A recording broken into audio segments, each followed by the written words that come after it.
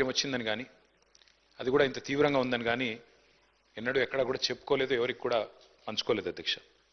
వారు ఆ రకంగా చాలా గుంభనంగా తన వ్యక్తిగతమైన సమస్యలు కానీ వ్యక్తిగతమైన ఆరోగ్యపరమైన విషయాలు కానీ చాలా రహస్యంగా, ఒక రకంగా చెప్పాలంటే చాలా ప్రైవేట్గా వారు మెయింటైన్ చేసినారు అధ్యక్ష. కానీ పబ్లిక్ పరంగా మాత్రం, అంటే ఇందాక ముఖ్యమంత్రి గారు అదేవిధంగా శాసనసభ వ్యవహారాల మంత్రి గారు చెప్పినట్టు, హైదరాబాద్ మహానగరంలో జూబ్లీహిల్స్ అంటేనే ఒక సంపన్నులు నివసించే ప్రాంతంగా పేరుంది అధ్యక్ష.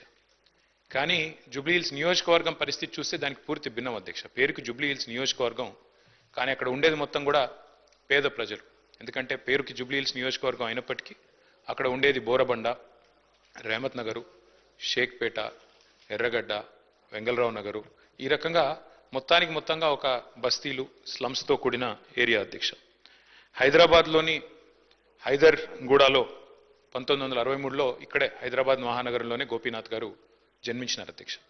తర్వాత వారు ఇక్కడే చదువుకుని ఇక్కడే మరి ఉస్మానియాలో డిగ్రీ కూడా చేసి తర్వాత ఎన్టీ రామారావు గారికి వీర అభిమానిగా తెలుగుదేశం పార్టీ స్థాపించిన తర్వాత వారు రాజకీయాల్లో అడుగుపెట్టినారు. నాకు బాగా గుర్తుంది అధ్యక్ష, మేము చిన్నప్పుడు మన ఎమ్మెల్యేలకు ఇచ్చిన క్వార్టర్స్ ఏవైతే ఉన్నాయో బషీర్బాగ్లో, అక్కడ మా కుటుంబం అంతా ఉండేది. పెద్దలు కేసీఆర్ గారు ఆనాడు శాసనసభ్యుడిగా ఉన్నప్పుడు మొట్టమొదటిసారి 85లో న్యూ ఎమ్మెల్యే క్వార్టర్స్లో నివాసం ఉండేది అధ్యక్ష. మేము కూడా అక్కడే ఉండేది. అక్కడ నుంచి బయటకు వచ్చి ప్రస్తుతం ఉన్న సెక్రటేరియట్ ముందుగా ఇప్పుడు ఎక్కడైతే అమరజ్యోతి ఉన్నదో అక్కడ మాకు ఎప్పుడో కటౌట్ కనబడేది అధ్యక్ష. మొట్టమొదటి కటౌట్ బహుశా చాలా మంది హైదరాబాద్లో చూసింది అదే అయి ఉంటుంది. ఎన్టీ రామారావు గారి నిలువెత్తు కటౌట్ పెట్టి కృష్ణుడి రూపంలో, రాముడి రూపంలో పెట్టి కింద రాసి ఉండేది అధ్యక్ష, మాగంటి గోపీనాథ్ అని చెప్పి రాసి ఉండేది. ఒక రకంగా చెప్పాలంటే హైదరాబాద్లో ఈ కటౌట్స్ కల్చర్ కానీ, రకంగా చెప్పాలంటే ఆనాడు తెలుగుదేశం పార్టీ అధికారంలో ఉన్నప్పుడు ఈ రకంగా మరి ఒక పర్మనెంట్గా ఒక కటౌట్ తనకంటూ ఏర్పాటు చేసుకున్న నాయకుడు మాగంటి గోపీనాథ్ గారు.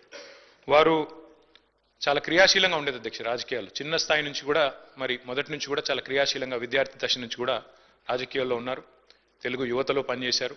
ఒక పార్టీ ఒక నాయకుడిని నమ్ముకుంటే చివరిదాకా వారు ఒకసారి ఎన్టీ రామారావు గారి నాయకత్వంలో నడిచారు. తర్వాత తెలుగుదేశం పార్టీ ఇక్కడి నుంచి మాయమైన తర్వాత వారు కేసీఆర్ గారితో కలిసి మరి కష్టం వచ్చినా నష్టం వచ్చినా మరి 2 సార్లు కేసీఆర్ గారి నాయకత్వంలో ఎమ్మెల్యేగా గెలిచి మొదటిసారి ఎన్టీ రామారావు గారి పార్టీ తెలుగుదేశం పార్టీలో 14లో ఆనాడు మరి గెలిచి తర్వాత మరి టీఆర్ఎస్ నుండి కూడా 2 సార్లు ఎమ్మెల్యే అయినారు అధ్యక్ష. ముఖ్యమంత్రి గారు చెప్పినట్టు హ్యాట్రిక్ కొట్టడం ఎమ్మెల్యేలకు అంత సులువు కాదు అధ్యక్ష. గోపీనాథ్ గారి గురించి ఒక మాట చెప్పాలంటే అధ్యక్ష, వారు చనిపోయిన రోజు నేను హరీష్ రావు గారు ఇద్దరం ఏఐజీ హాస్పిటల్ నుండి బయలుదేరి వాళ్ళ ఇంటి దగ్గరికి వెళ్ళి కొన్ని ఏర్పాట్లు చేద్దామని ముందు పోయినాం అధ్యక్ష. ఆ రోజు నిజంగా ఆశ్చర్యం అనిపించింది మాకు. చెప్తారు అధ్యక్ష, మన హైదరాబాద్లో సామెత చెప్తారు, ఊపర్ షేర్వాణి అందరు పరేషాని అని. అక్కడ పోయిన తర్వాత నేను హరీష్ రావు గారు నిజంగా ఆశ్చర్యానికి లోనేను. గోపీనాథ్ గారు ఉండే ఇల్లు ఒక మాదాపూర్ ఆ ప్రాంతంలో చాలా చిన్న ఇల్లు అధ్యక్ష. నాకు తెలిసి 250-300 గజాలు కూడా ఉంటుందో ఉండదో, చాలా చిన్న ఇల్లు. ఎన్నడూ కూడా గోపీనాథ్ గారు మాకు తను ఎప్పుడు కనబడ్డా ఇందాక మరి ప్రభుత్వం నుంచి చెప్పినట్టు ఎప్పుడు కూడా చాలా గుంభనంగా చాలా ఎప్పుడు కూడా ఎక్కడ కూడా తనకేమైనా ఇబ్బంది ఉన్నా చెప్పేవాడు కాదు అధ్యక్ష. అక్కడ పోయిన చూసిన తర్వాత వాళ్ళ 3 పిల్లలు, అక్షర, దిశిర, వాత్సల్య, 3 పిల్లలు అధ్యక్ష. ఇంకా చిన్న పిల్లలు 20, 21, 22 ఏళ్ళు ఉంటాయి. ఎవరు కూడా ఇంకా పెళ్ళి అవ్వలేదు, సెటిల్ అవ్వలేదు. వాళ్ళని చూసి బాధపడ్డాం. తర్వాత ఇల్లు చూసి కూడా బాధపడ్డాం, ఇట్లా ఉన్నారా ఈయన ఇన్ని రోజుల్లో. ఎందుకంటే ఎప్పుడు ఏ ఫంక్షన్ వచ్చినా బాగా లావిష్గా ఖర్చు పెట్టేటోడు అధ్యక్ష. ఊపర్ షేర్వాణి అందరు పరేషాన్ ఎందుకన్నా అంటే ఎక్కడ కూడా ఏంటంటే తెలియనియలే మాకు ఈ కష్టం ఉందని కానీ ఇంకోటని కానీ. తెలంగాణ ప్రభుత్వం ఆనాడు బతుకమ్మ చీరలు అనే కార్యక్రమం మనం 2016-17లో ప్రారంభించినాం అధ్యక్ష. కానీ అంతకంటే ముందే గోపీనాథ్ గారు తన కాన్స్టిట్యున్సీలో బతుకమ్మకి చీర పెట్టే ఒక సంస్కృతిని కూడా తీసుకొచ్చింది గోపీనాథ్ గారు అధ్యక్ష. మనందరం గోపీనాథ్ అని ఇక్కడ పిలుస్తాం కానీ ఆయన మొత్తం కాన్స్టిట్యున్సీలో మాత్రం గోపన్నగానే పిలుచుకుంటారు. ఎక్కడ పోయినా ఏ డివిజన్ పోయినా గోపన్న అని మాట్లాడతారు. ప్రజల్లో నిత్యం మమైకమయ్యే వ్యక్తి అధ్యక్ష. ఒక చిన్న ఎగ్జాంపుల్ నేను మీకు చెప్తాను. రేమత్ నగర్ డివిజన్లో ఎస్పీఆర్ కాలనీ అనుకుంటా, ఎస్పీఆర్ హిల్స్ ఏదో ఉంటుంది అధ్యక్ష అక్కడ పేరు. అక్కడ ఒక 5 ఎకరాల స్థలం ఉండేది అధ్యక్ష, ఒక క్వారీ ఉండేది. ఆ క్వారీ మొత్తం అయిపోయింది, దాని క్వారీ అంతా కూడా ఎక్స్కవేషన్ అయిపోయింది.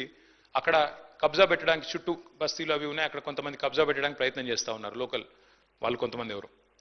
గోపీనాథ్ గారు పట్టుబట్టి ఆనాడు ప్రభుత్వంలో ఉన్న మా అందరిని కూడా తీసుకెళ్ళి ఆ ప్లేస్ చూపెట్టి అక్కడ ఒక మంచి పిల్లలు ఆడుకునే ఒక గ్రౌండ్, అదేవిధంగా అక్కడ కమ్యూనిటీ అంతా గ్యాదర్ అయ్యి చేసుకునే కార్యక్రమాలు చేయాలని చెప్పి పట్టుబట్టి దాన్ని ఒక గ్రౌండ్గా తీర్చిదిద్ది అక్కడ బతుకమ్మ వేడుకలు కానీ, అట్లాగే రంజాన్ అప్పుడు అక్కడ కార్యక్రమాలు చేయడమే కానీ, క్రిస్మస్ వేడుకలు చేయడం కానీ, ఇవన్నీ కూడా చాలా జాగ్రత్తగా చేసేటాడు అధ్యక్ష.